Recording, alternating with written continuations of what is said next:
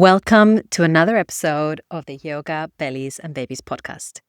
Today, we are diving deep into a topic that is close to my heart and to the heart of many listeners. It's all about rediscovering confidence and self-love during and after the postnatal period. So the number one thing I hear from postnatal mums goes along the lines of this. I just want to feel like myself again, or I don't recognize myself. And as I myself am coming out of postpartum, I went to visit Bekah, our guest for today, as a client. She helped me figure out my best colors. More about that in the episode. And I did this after my twins turned 2 and kind of as a celebration for myself. I wanted to treat myself to something fun and something different that I wouldn't normally do. And that's where Bekah's consultation about my colors came in. But so much more came out of this session. Things like fears, insecurities that were kind of lying deep during those postpartum days.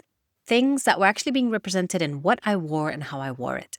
And after talking to Bekah during that consultation, I knew we had to have her on this podcast. First of all, she oozes with confidence, so she definitely walks the talk. And I just wanted her to come on and share the wisdom of the work that she does to inspire other mums who are living in stained, torn, or shapeless, unicolor clothes and need a confidence boost. So, Bekah Kraakman is this week's guest. She is a seasoned personal stylist and confidence coach. She's also a mum of 2, and she also holds a degree in psychology from Stanford University. And she combines all of her skills and many more that I haven't mentioned to help bring out the best in people and help them feel more confident. And one of the ways she does that is through style, clothes, and color. And in this episode, we talk about why this drop in confidence happens in new mums and how to come out of it, and so much more. This is not a fashion blog. This is not about the clothes themselves. It's about how you feel. And Bekah explains beautifully and intelligently and backed with science that how we dress has a profound impact on how we feel about ourselves. And in her own words, style isn't superficial. It's deeply tied to identity, self-perception, and confidence. And that understanding shapes everything I do with my clients. Enjoy this conversation. And if you relate to this episode and you think it's going to help somebody else, please share it with another mom or a friend who will find this helpful. And finally, take a moment to like, subscribe, review the Yoga, Bellies and Babies podcast to support us getting these messages of confidence and hope and supporting other pregnant and postpartum women all around the world. Welcome, Bekah. Thank you for having me. So nice to be here. Let's go straight into it. Yeah. Can you tell us what you do and how you help people? Of course. So I am a personal stylist. I also do color consulting and confidence coaching as well. So a lot of things kind of. But what I do is I help people look good and feel good. That's kind of the bottom line. How I do that is by doing color analysis, shop with me sessions, shop for me sessions, total transformations, a lot of things. But my main goal with my company is just to help people, and especially women and especially moms. So I help everyone look good and feel as good as possible. Okay. So color, right? Yeah. And confidence Yeah, are the two words that are exactly. sticking out to me. And Right. that's what I want to talk to you about. And I know you do course. help with a lot of people. But you work a lot with moms. And I came to Yes. you actually as a mom who's coming out of her postnatal period who was like, Exactly. help me. What is it that you see with postnatal moms? What do you work with Exactly. when a postnatal mom comes to you? I started this as a postnatal mom. That's literally what inspired this whole company. And so I have a very soft and special place in my heart for postnatal moms as well, because what you see when a postnatal mom comes is a lot of times you can kind of feel the not uncertainty, but the kind of lack of confidence, let's say it that way. Because of course, for most moms, the focus has not been on you for a long time. And people usually, by the time they come to me, they're starting to get back to a place where they're at least flirting with the idea of let's put some more emphasis back on me. But a lot of them aren't there yet, or this is the first thing they're doing in that route to rediscovering themselves.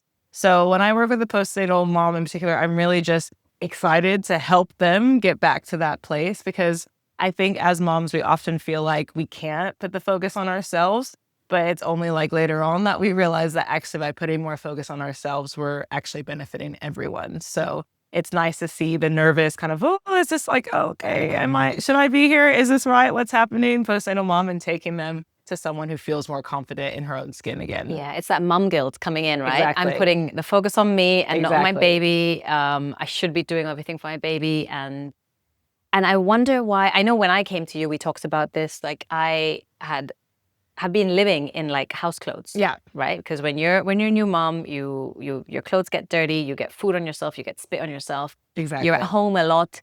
So you're in house clothes. And I speak for myself. I ended up wearing, clothes with stains. Yeah. I'd wash them, but I would keep them for the house. Things Yeah. with holes in them, I'd keep them and I wash them from the house. And you're like, no, get rid of them. Because Exactly. even if you're at home, when you look good, you feel good, right? So I want to go into that. And you have a degree in psychology. Yes, right? indeed. Yeah. And what is it about looking good that makes you feel good? Where's the connection? Yes. It's kind of this whole fake it till you make it principle, which you've heard about. And it's one of these things that when you look in the mirror, what happens when you feel like you look good is you get dopamine in the brain, right? So you're like, ooh, you get these feel good feelings, that are kind of like, yeah, I look good. And if you think about it, that one thought of like looking in the mirror and being like, I look good today can change how you look at the whole day. You know what I mean? Because say you're having a bad day and then you look in the mirror and you don't like what you see and you're like, see, it kind of just spirals and adds to this bad day. The milk spilled, this happened, I look like crap, blah, blah, blah. It just adds to this negative self-talk. Whereas even if the bad things happen, but then you catch glance of yourself and you're like, oh, but actually, like I do look really good today. No, like I'm a good mom. It kind of can reframe the whole other thoughts that you have. It can stop the negative spiral and give you something positive to focus on. And not just from a vanity point of view. People are like, oh, but I don't care what I look like. It's not about caring what you look like to like please others or whatever. It's literally just a you thing. It's just so that when you look in the mirror, you like what you see, and it's a very easy start. There's a lot of things you cannot control in motherhood, but you can control the clothes that you put on yourself, how prepared you are for the day or not, that you feel what you see, what you look in the mirror is one thing you can control relatively easily. So while you can't control what happens, you can control how you feel and what you see when you look in the mirror. And that can give you such a boost for the rest of the day, the dopamine, but also just the physical, like, yeah, I got this. I'm someone who can handle these things that are being thrown at me. Yeah. And it's really powerful, just like I said, almost faking it till you're making it. Yeah. Even if everything else is going wrong, if you love what you see when you look in the mirror and you feel powerful and strong and sexy or whatever you want to feel in the clothes, that can give you the boost to override those bad things that are happening. Yeah. I understand the logic. Yeah. In reality, Of course. as a new mom, of course, Yeah. you don't recognize your body anymore, Very right? true. Or maybe you are told your body changes. You Yeah, understand that the body changes, but maybe you don't like what you see. So how do you look at yourself in the mirror and try to like what you see when you don't even recognize yourself in the first place? Very good question. Well, the thing that most people I think don't realize is that clothes and like fashion and getting dressed, it's all an optical illusion. So indeed, I had the same thing. I gained 30 kilos during my pregnancy, and I also did not recognize my body at all. And instead of trying to just wear our maternity clothes or like squeeze into clothes that don't fit, one of the best things I did for myself was buying clothes that actually fit the body I had now, and also focusing on what my new body type was, because you can have a body type before. And what I mean by body type is like, the traditional like apple, pear, The shape, inverted your triangle, body shape. Exactly, body shape. Yes. Of course, your body shape may change if you've just had a baby, which makes a lot of sense. But it means that maybe the things you were before don't work in quite the same way after. So for me, when I took myself shopping about 4 months after the baby was born, when I finally left the very newborn bubble to like, okay, now indeed I can focus on myself. And I took myself shopping. I bought clothes that focused on different things. I bought things that had a lot more of a natural waist. I bought things that hit a little differently. I bought things that fit what my body type was then. Even though you knew you were only going to use these for for a little few bit months, of time. It's always so hard to know how quick the baby weight will come off or not. And it's just not the focus for most people for the year. So I think just in the same way, like for a baby, when your baby's born, you buy a size, newborn size, you buy size 56, you buy 62. You don't buy your baby like size 12 months or like 86. Like, oh, you'll get there. In the same way, you shouldn't do that with your clothes. Like, I'm not saying to go spend a lot of money, but like while you're getting back to your normal body configuration, or maybe you're not, who knows? While you need to buy clothes for where your body is at right then.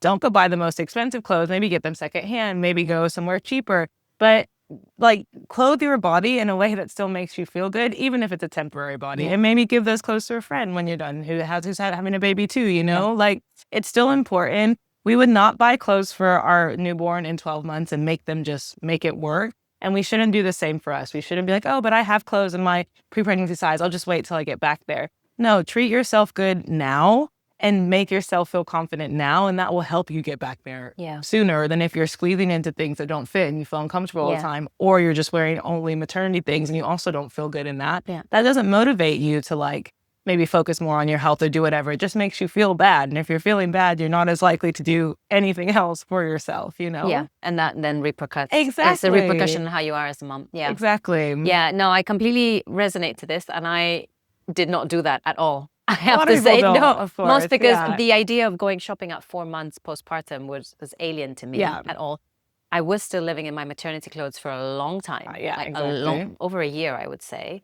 But I think it was what shocked me the most was the difference because especially as someone who's had multiple births, you've had 2 births, your body expands and it contracts and then expands and it contracts and it expands and again to the point where then you just don't even recognize what's going on anymore. Sure. And that I found really kind of sent me off Of another. course.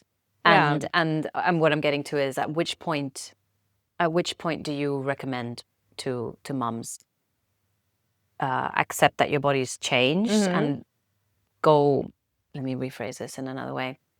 Because I know you also support moms to kind of get their, you know, not exactly the pre-pregnancy body back, but get their strongest versions of themselves. So at which point do you say, now let's focus on your body versus you're in postpartum, accept where you are? Exactly. That balance of accepting where you are, go shopping for clothes for where you are now versus no, let's work on building your strength and regaining your body and maybe getting to the size that you want to be. That's a very good question.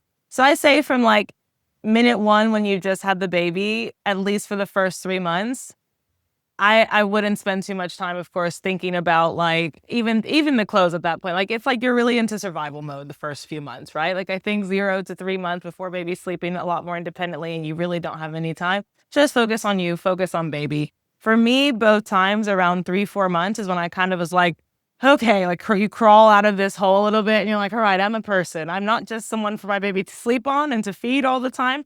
I'm actually a human being as well. And so for me, both times I took myself shopping at 3 or 4 months. I lost 25 kilos myself after having the baby at some point. I started that like 9-10 months in. Like I'd say the first year, your body will change a lot throughout the year, right? And so it's good if you feel ready to put focus on it, go for it. But I think like I give yourself a year or at least like the 9 months that you made the baby to just kind of like, you know, just like kind of see what happens, not put too much of a priority on losing weight or whatever. Just like, you know, see how you're feeling, right? Like, and just go with the flow because you're not going to be sleeping. Like, I feel like for me, at least, and for a lot of people, the worst sleep is in that first 9 months, that first year. And I think a big part of like fitness and getting your body back is sleeping as well. So if you're not doing that, it's very hard to like, you know, control the cravings and all this stuff. So I think, and if you're breastfeeding as well, that's also different. So for me, where I would recommend someone maybe starts focusing on the fitness side again is probably after a year, after you're done breastfeeding, if that's what you choose to do, and say it's a year. Because then you don't need the extra nutrient, like you don't need to worry about like feeding anyone else. Like the extra calories. Exactly. You just have your body back for you again. So I think that's probably the easiest part. And I think during that first year, like your body will probably be changing still. I think you should still be wearing clothes that fit you now. Again, go out and buy like 2 pairs of pants and 2 shirts and a dress that you feel really hot in. I'm not saying get a full new wardrobe because if it is a temporary state, that's a waste to get a full new wardrobe. But get like, 2 pairs of pants if it's summer, 2 pairs of shorts, you know, maybe 2 dresses if it's warmer. Get a few pieces and just wear those on rotate. You know what I mean? But pieces that make you feel amazing at the weight that you are now. Then maybe when you're done breastfeeding, when, you know, you're sleeping again, then I think you can focus on being the strongest version of yourself, because I do feel like it's a bit of a lie that we're told as moms of like, oh, your best years are behind you. Your body will never be the same after kids. Like that was your chance. It's your chance to have a great body that you love is kind of over. I feel like we're told that a lot. And the reality is I'm like solidly like 12 kilos lighter than I ever was before having kids. And I am in my strongest form now. So I think It's good for moms to remember. It's not necessary, and especially in the first year, don't focus on it. But when you're ready and when you want to get stronger, it is possible. You can absolutely have any body at any point, but it's about if you have the time, if you have the sleep, if you have the, the commitment to like really focus on that. And during the first year, that's going to be difficult. Yeah, the priorities are different. And you have to have like, what I'm understanding, you need to have the foundation. Yeah, exactly. The foundation is your sleep, your rest. Right. And if you don't have that, you're not going to be able to you need think to have, about working out or think about what to wear or even think about. Exactly. Yeah. So you need to have the headspace for it as well. Yeah. So like, I think if you're trying to rediscover your style after having babies, I think like ease into it. You know what I mean? First get some pieces that you love. Great. Then maybe, like a color analysis at some point. Then we can always work together. But I think it's a process, it's not going to be like, 4 months later, okay, now I'm ready to be even hotter than I was before, baby. Like that's a little quick, but like you can start thinking as soon as you feel like you have the headspace, start thinking about it. Starting with little steps that help you get, back to where you were, even better style wise, body wise, whatever. Like nothing. You don't have to give up anything as a mom. You just have to have the headspace and time to focus on it, which can be hard to find initially. Of course. Yeah. No, and I think there's like the time element is important, and there's a natural separation when it comes to with you and your baby as well. Mm-hmm. Those first 3 months, the baby's on you, and then towards 9 months, a year, and plus. You get a bit more baby time. The baby also understands that you are not the same being. Exactly. There's this separation that happens, and with that separation is when you start regaining your own personality and identity. Absolutely. And I have to say, like with my first two, that came around a year and a bit. With the twins, it came after 2 years. Oh wow! And I came to you after about 2 years. And for me, took 2 years with the twins. I don't know if it was because it was the third pregnancy. There's two of them as well. But it was really a matter of, it took me 2 years to be like, I need to stop trying to squeeze. Because I was either trying to squeeze into my old jeans.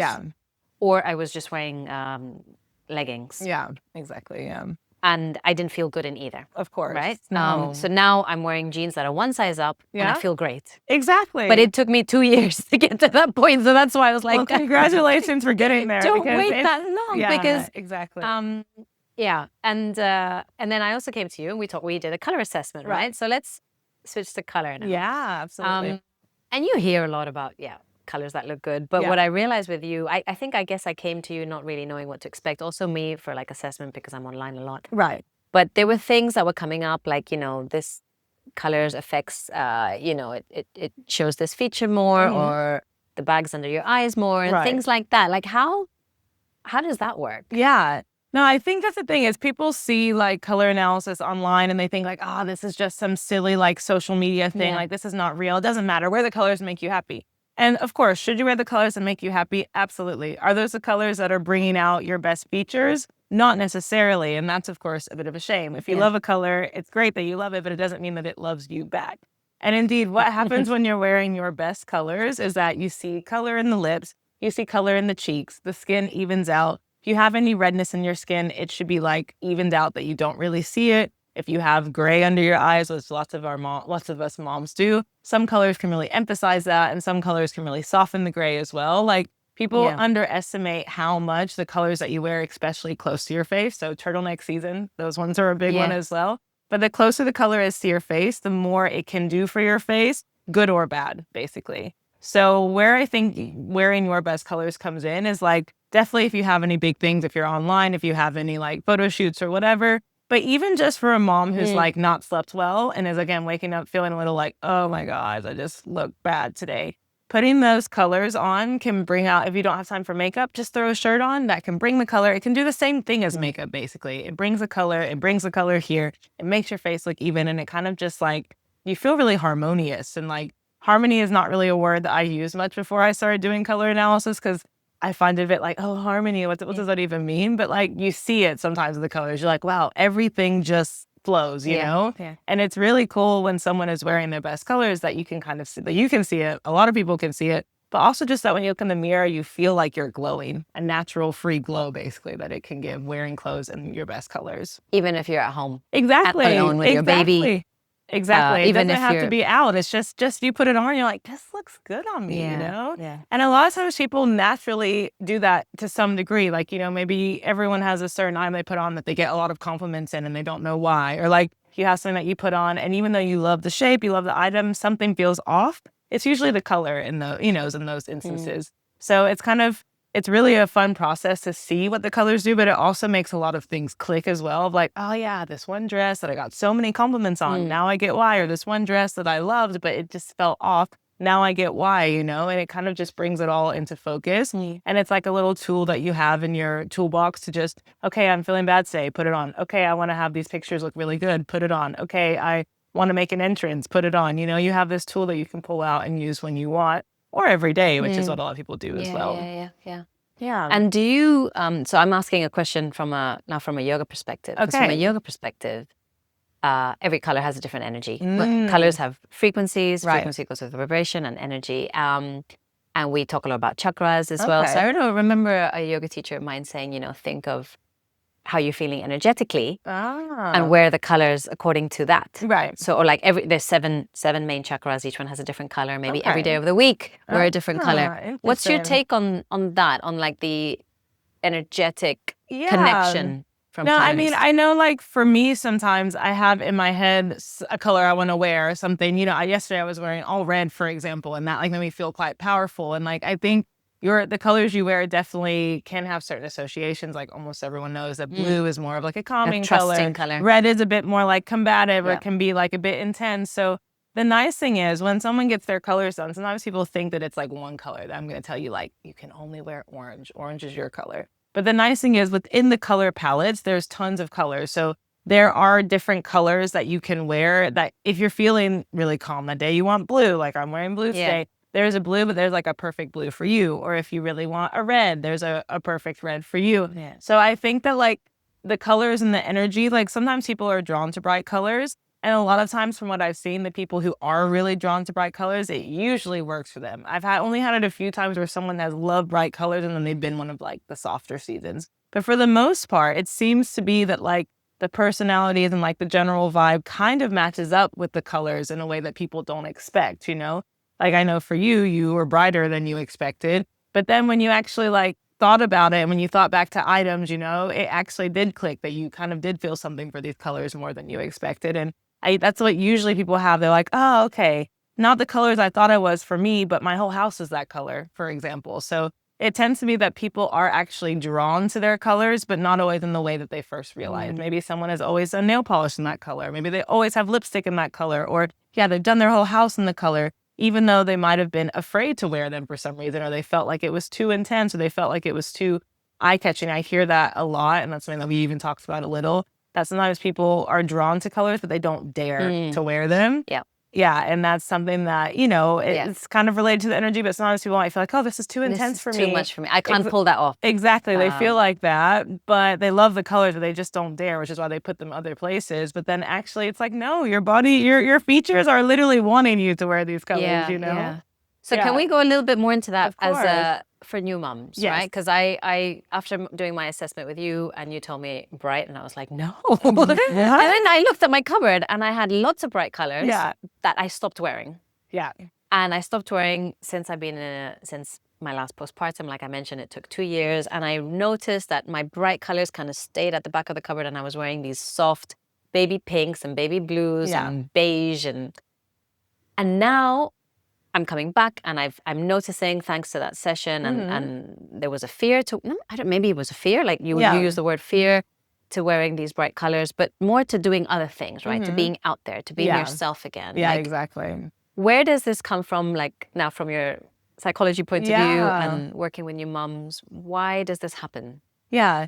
No, it's interesting because I even see it like with my kids. Like, of course, when we're all kids, if we think back to our childhoods, you don't have any fear around color. Same thing even like for boys who love pink and girls who love blue and whatever. Like when you're a kid, you just purely look at the color and you like it or you don't based on the color, right? But of course, we're told things as we get older and older. We're told that like boys have to wear blue, and we're told that pink is just for girls, and we're told that like, don't stand out, don't be too much. And especially in the context of the Netherlands, for example, I work a lot with expats too who have moved here. And in the Netherlands, people wear darker, duller colors. That's just the reality. A lot of black, a lot of like gray, a lot of like dark purple, dark, or not purple even, but dark brown, dark colors, Like the number one palette that Dutch brown. people even want is Yeah. like deep winter, even though that's not the right palette for a Brown lot of and them. greens. It's very It's dark. very, Dark and dull, basically, is kind of more the vibe here. So yeah, to come here and be like, oh, I'm gonna wear this bright orange, you will stand out potentially. And of course, that's not what we want. So I think for a lot of expats who come from places where people do wear more color, and maybe as kids we all wear more color, then we come to somewhere where they don't wear as much color and where the fashion is very casual in general. We become quite aware of like, oh, sticking out, looking like an expat, looking like someone who doesn't belong here. And of course, that's naturally our brain is telling us, fit in, look like everyone else, like don't stand out too much. So it happens a lot that people start to adapt the colors, the styles, the whatever here, even if that feels like you or not, you kind of dull your colors down. Yeah. Then we enter motherhood into the chat, where motherhood, of course, also tells us it's not about you, it's about the baby, everything for the baby. And it seems like a lot of moms want to be seen then less and less. Of course, also a lot of new moms are struggling indeed with their body. They want to hide a bit more. It's hard to hide in a hot pink shirt, right? So it makes sense that people, when they're trying to hide or as they're working on their bodies a little, they go for darker colors that look more slimming or colors that just make people not look at them in general. Yeah. And we start going duller and more muted and more like dark and just hiding a little bit. And I think that's always a big thing that I have when I work with moms in general, is that a lot of moms have been hiding for these postpartum years where they didn't feel quite themselves. And it's like showing them, no, we can wear color. We can wear this like bold print. We can wear like this shape. We can have a little bit of tummy showing even. We can do all of these things that people have been avoiding doing because they weren't that comfortable with themselves for a while. Yeah, you said something that struck me. It's like, no, don't look at me. Exactly. No, don't look at me. Like maybe you look at my baby. Yeah, the baby's beautiful. Don't look at me. Exactly. And I recognize this so much as in my 3 postpartums, just wearing the tracksuit, the same gray tracksuit, like being, with inconspicuous as much as possible. I'm a mess. Don't look at me. Just look at the baby. Yeah. Exactly. Yeah. And it's like, of course, it's almost expected a bit. Like, and when you like, I feel like sometimes people are afraid if you're a mom and you do look too put together. People are like, was your baby sleeping through the night? Like, why do you look like, wow, why do you look so good? And it's almost like you're not allowed to exactly. look good. You should be suffering. Yeah, exactly. Sometimes it's like, well, how do you look this put together when you have a baby? Like, it doesn't make sense. People are kind of expecting the mess. And so in a way, it's nice if you don't have time, it's good that you can leave the house as a mess and people won't be shocked. Yeah. But at the same time, just because people are expecting the mess, don't be afraid to give them the more put together, to take that extra 5 minutes to do your hair, do your makeup, put some jewelry on. Like, it can be little things that can make such a difference. And even if people don't understand it, they're wondering how you look that good, let them, you know what I mean? Like, it's never a bad thing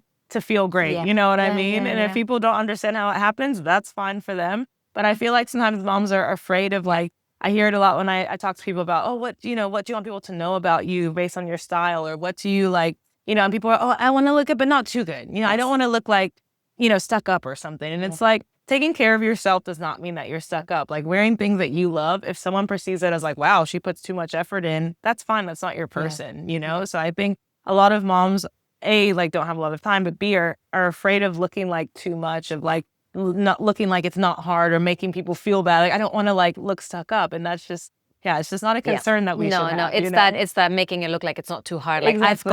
I've got this so under control that I had time to wear earrings today. Yeah, exactly. No, absolutely. And I see that from birth. Yeah. I work with preparing with the hypnobirthing, and you hear the stories that you hear are the bad stories. Yeah, people want to hear those bad stories, how hard it was, how much did you suffer, because the more you suffered, the harder it was. Exactly. The more you deserved the more you get the medal. The more you get the medal. Nobody wants to hear the easy, boring story. Yeah.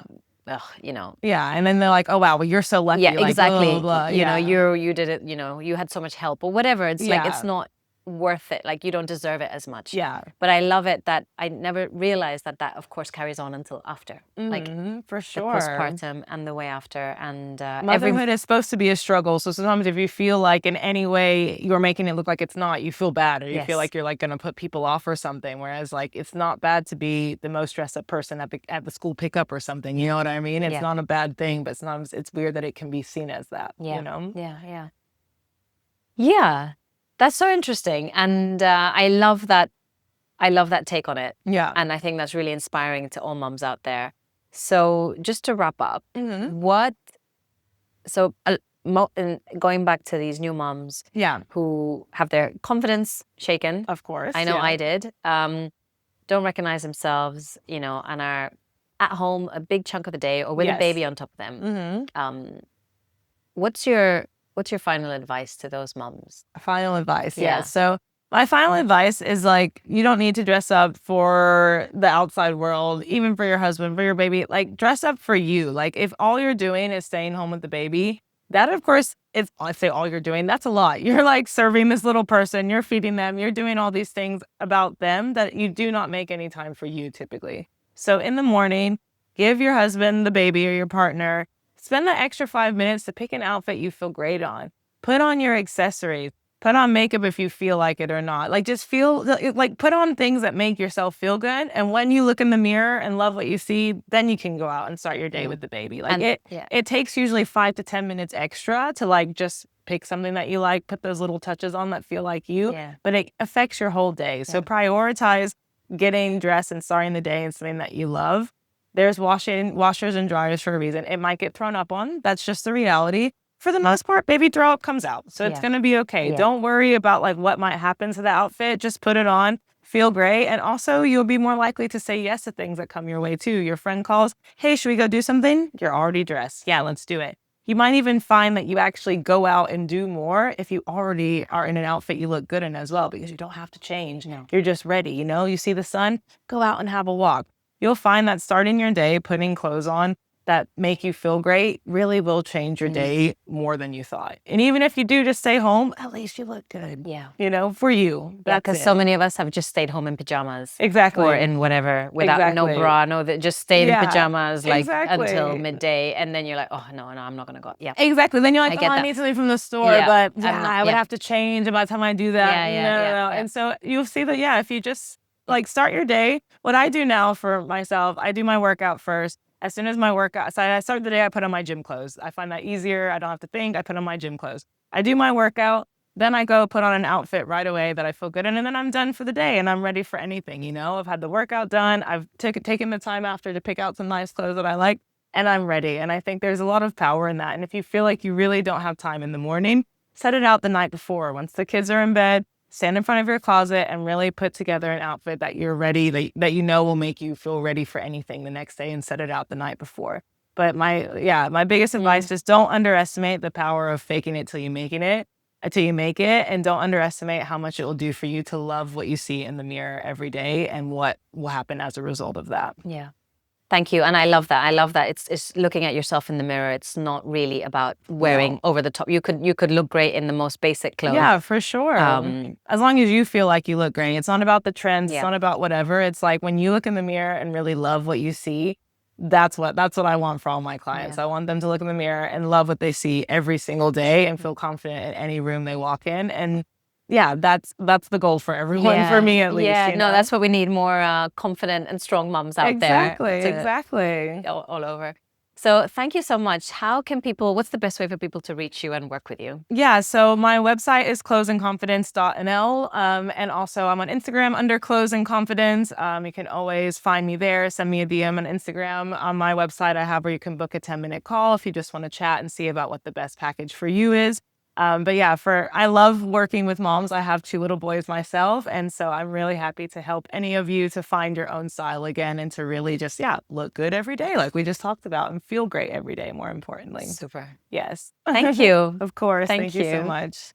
Thank you for listening to this episode of the Yoga, Bellies and Babies podcast. If you like the show, please leave a review. This would mean the world to me. And of course, don't forget to subscribe to the podcast to never miss a new episode. To learn more about practicing yoga with me, whether it's one-to-one, a group class, courses or events, or to get instant access to freebies, workshops and more, go to www.krishyoga.com right now. Thanks for tuning in and see you next time.